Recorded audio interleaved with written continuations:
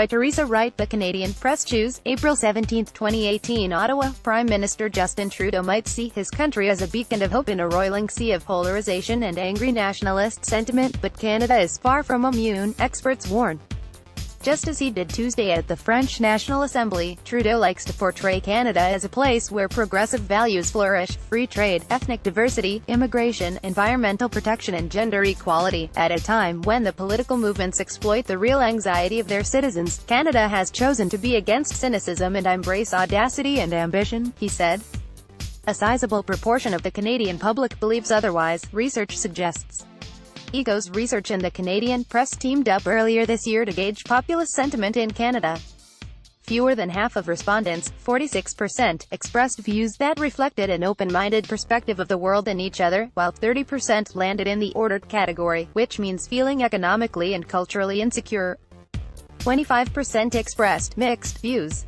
The survey, an aggregation of polls conducted with more than 12,000 Canadians, carried a margin of error of plus or minus 0.9 percentage points, 19 times out of 20.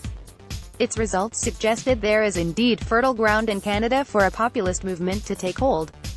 Canada has largely staved off the negative politics of pessimism and xenophobia that are major areas of concern in the United States and parts of Europe, said ECO's president Frank Graves. But that doesn't mean populist sentiment isn't brewing north of the border. Those forces are very much at work, Graves said, noting the icy reaction to Trudeau's remarks from right-wing National Front leader Marine Le Pen. Those forces are by no means extinguished in France, and we see them definitely evident in Canada as well. Graves cited Ontario Conservative leader Doug Ford as an example of a political leader who speaks the language of the ordered, populist view, with campaign rhetoric that blames his Liberal rivals for the economic insecurity plaguing those who are struggling. Graves also mentioned recent electoral victories in Hungary and Italy by polarizing populist parties that show populism is on the march. Canada did seem to be picking a different path on things like xenophobia and trade and immigration, he said of his findings. However, there was still a very sizable, very engaged portion of the public that were not buying into this at all.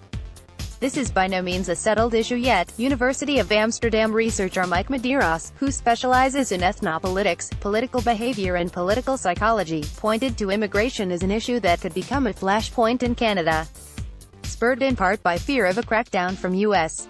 President Donald Trump. Illegal migrants have been streaming over the border into Ontario and Quebec in hopes of seeking asylum in Canada.